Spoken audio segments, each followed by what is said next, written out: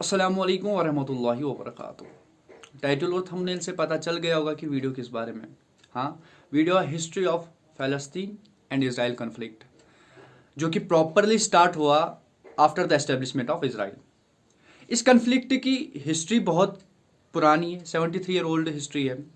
लेकिन इसराइल और other Arabian countries की हिस्ट्री 100 साल से भी पुरानी है, ऑलमोस्ट 100 साल पुरानी है। लेकिन अभी जो करंटली जो हिस्ट्री है, अभी जो करंटली जो मसला है, वो बस इसराइल और फ़लस्तीन का है। हम इसराइल और फ़लस्तीन का आज का मैप देखें तो इसराइल तो फिर भी प्रॉपरली दिखाई देता है, लेकिन अगर आप फ़लस्तीन का मैप देखें तो आप शायद हैरान में पड़ जाए। आपको शायद पूरी तरह दिखाई ना दे कि इसराइल, हम अभी इसराइल में, इसके बाद फ़लस्तीन में आ रहे हैं, इसके बाद फिर से इसराइल में आ रहे हैं, फिर क्योंकि फ़लस्तीन के वो छोटे छोटे छोटे छोटे हिस्से हो चुके हैं।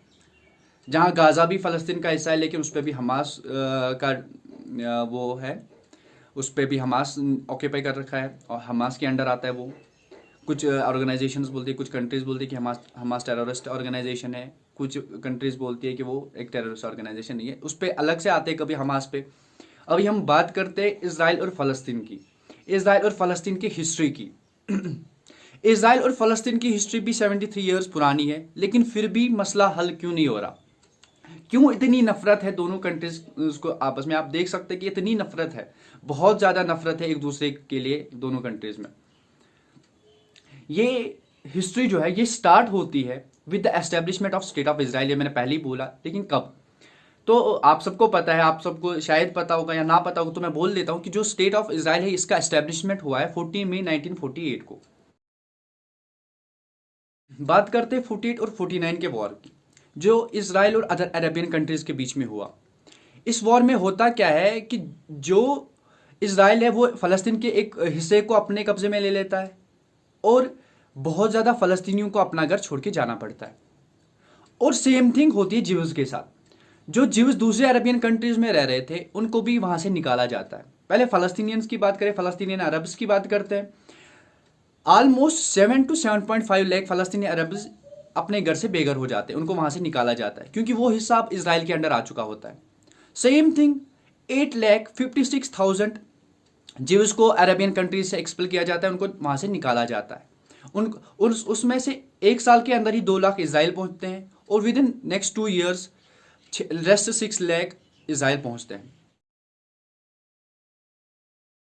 1950 टू 1967 वॉर की बात करें, एक कंटिन्यूसली एक वायलेशन होता रहा दोनों कंट्रीज के बीच में, इंक्लूडिंग अदर कंट्रीज टू।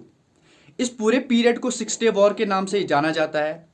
हाँ, हम पढ़ते हैं तो इसमें 6 डे वॉर, इस पूरे पीरियड को 6 डे वॉर के नाम से जाना जाता है। 1950 टू 1967 की सिचुएशन में जॉर्डन का भी इन्वॉल्वमेंट होता है। जॉर्डन कंटिन्यूसली इसराइल पे हमला कर रहा था, इसराइल के सिविलियंस पे हमला कर रहा था।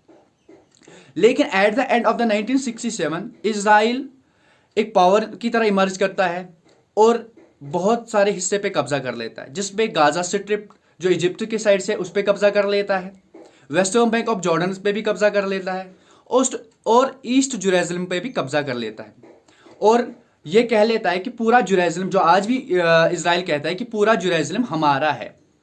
हम सबको पता है कि कैपिटल ऑफ इसराइल जेरूसलम है, और ईस्ट जेरूसलम को अपने कब्जे में कर लेता है। 67 के बाद ये बात बोल दूं, 1967 में ईस्ट जेरूसलम में जितने भी फ़लस्तीनियन रह रहे थे, उस टाइम इसराइल ने कहा कि जितने भी इसमें फ़लस्तीनियन रह रहे हैं ये सारे अब इसराइली सिटीजन्स हैं। तो मतलब उनको उस टाइम पे सिटीजनशिप इसराइल की मिल गई। और इसी पीरियड के बीच में एक लिबरेशन ऑर्गेनाइजेशन का भी एस्टेब्लिशमेंट होता है, जो फ़लस्तीनियंस के सिविलियंस के लिए मिलती है अगेंस्ट द आर्मड स्ट्रगल्स। उसका नाम है फ़लस्तीनियन लिबरेशन ऑर्गेनाइजेशन। अब बात करते हैं 1967 टू 1993। 1967 और 1993 के बीच में हम हिस्ट्री देखें तो एक कन्फ्लिक्टेड सिचुएशंस रही है बहुत ज़्यादा कंट्रीज़ के बीच में। लेकिन इसराइल और फ़लस्तीन के वे से बात करें तो बहुत ज़्यादा इंटेंस सिचुएशन रही है, चाहे म्यूनिक मैस्कर हो या एग्रीमेंट्स भी हो। इसके बीच में लेबनान वॉर भी हुआ है। 1967 और 1993 में भी कंटिन्यूसली वायलेशंस होती रही। 1969 में एक एग्रीमेंट साइन हुआ था दो कंट्रीज़ के बीच में, कयारो एग्रीमेंट, जिसमें फ़लस्तीन लिबरेशन ऑर्गेनाइजेशन को कंट्रोल मिला था साउथ ऑफ द कंट्री को, मतलब जितना भी साउथ हिस्सा है फ़लस्तीन का, उस पर उनको ऑटोनॉमी मिली थी कि आप इस पर पार्लियामेंट्री हुकूमत कर सकते हो, आप ये हिस्सा आपका है। ये कैरो एग्रीमेंट में साइन हो चुका था। तो 1970 और 71 में वॉर होता है फ़लस्तीन और जॉर्डन के बीच में। 67 और 1993 की एक बहुत बड़ी सिचुएशन है, हम सबको पता है, लेकिन नाम नहीं पता था, म्यूनिक मैस्कर। इस मैस्कर में हुआ क्या था, इस सिचुएशन में हुआ था कि जो 1972 का जो समर ओलंपिक्स था, उसमें 11 टीममेट्स जो इसराइल के थे, 11 टीममेट्स, टीम मेंबर्स, उनको किडनैप किया गया by Palestinian Liberation Organisation and Black September, जो फ़लस्तीनियन के ऑर्गेनाइजेशन है। एट अ टाइम 2 को मारा गया और 9 को किडनैप किया गया। और विद टाइम जब जर्मनी ने रेस्क्यू ऑपरेशन चलाया तो 11 के 11 लोग मारे गए। इसके रिप्लाई में इसराइल ने एक अटैक किया लिबनान की, जो लिबनान में जो हेडक्वार्टर था पीएलओ का, वहाँ पे फ़लस्तीनियन लिबरेशन ऑर्गेनाइजेशन का जो हेडक्वार्टर था लिबनान में, उस पर हमला किया। और other parts of the country पे भी हमला उस टाइम किया गया। और आफ्टर 2 डेज उन्होंने एक ऑपरेशन चलाया ताकि पता करे कि कौन कौन इन्वॉल्व था इस किडनैपिंग में। और वो ऑपरेशन 20 साल तक चला और उस ऑपरेशन का नाम था Wraith of God. Wraith of God almost 20 साल चला। जो तब के जो प्राइम मिनिस्टर थे इसराइल के, गोल्डा मीर, उन्होंने चलाया था। और वो ऑपरेशन 20 साल बाद खत्म हुआ और जितने भी लोग इस किडनैपिंग में इन्वॉल्व थे सबको मारा गया, चाहे वो ब्लैक सितंबर से इन्वॉल्व थे या फ़लस्तीन लिबरेशन ऑर्गेनाइजेशन से इन्वॉल्व थे, तो सबको मारा गया।